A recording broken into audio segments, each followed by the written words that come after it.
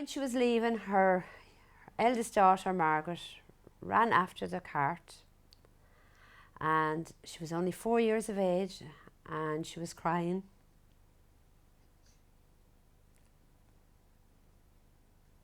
"Mammy, Mammy, don't go. It must have been heartbreaking to leave your children behind."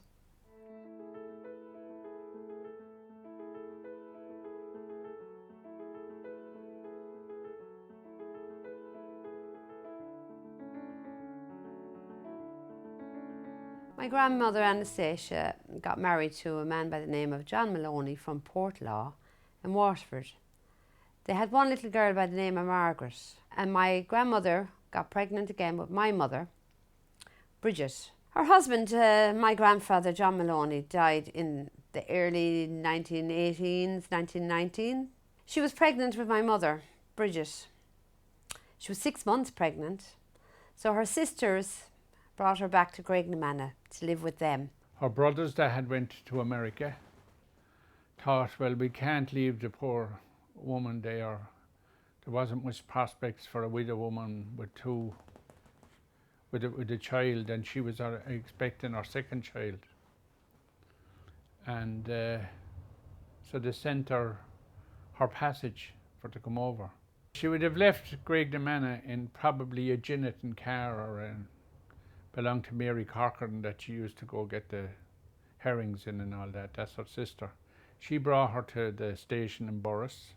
When she was leaving, her eldest daughter, Margaret, ran after the cart, and she was only 4 years of age, and she was crying.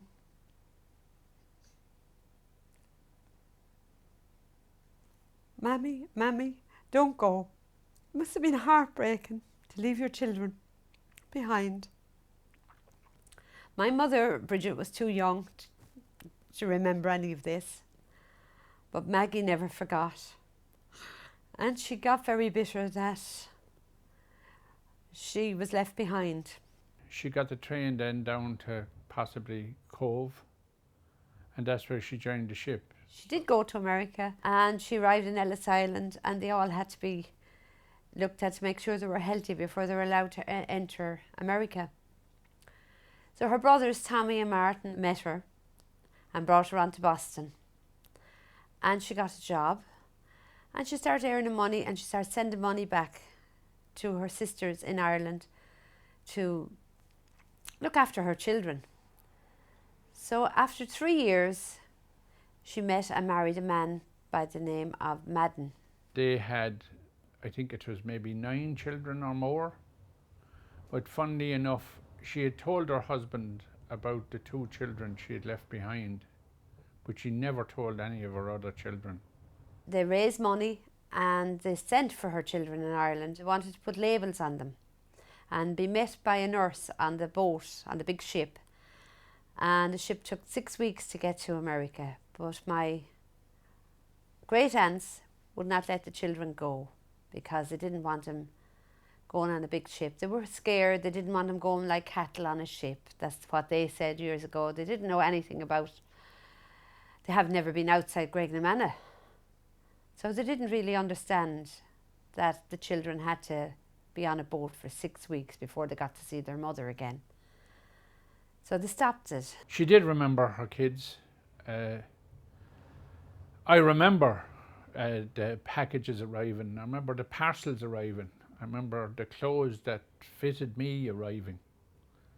I mean, if you look at me back in 1964, 63, with Boston across my chest, it looked like I fell from outer space. And to add to that then, there was boots in it that actually fitted me. It felt great to get these parcels, you know. Our children in America went on to be policemen, went into the Navy, done very well for themselves, but she still didn't tell them. Every letter that came and every parcel that came, my mother would get so excited at the table and say, "My mother's coming to see us." My father would reply, "What year is she coming?" And this went on and on and on for years, until finally one day this letter came and it said she was coming. And that was 1966. My mother was so excited. And they went, I met her, she went out, I remember her going out. And she bought a beautiful blue suit. I was very young. And they went off to meet her off the train. And everything had changed by then, of course. There was cars and there was the train station, I think, was in Kilkenny or Bagnallstown, I think, at this stage. Borris was gone, finished. They went to collect her off the train. Granny Daly, my Aunt Margaret, Aunt Maggie, as we called her, and my mother. And they came back to Graignamanagh, and of course we were all so excited to meet her. She went to stay in Granny Daly's. The thing was, she was staying a week in each of them, in each of their houses. So the first week she stayed in Granny Daly's, and of course we all went visiting and all that. So the second week she went to visit her eldest daughter, Maggie.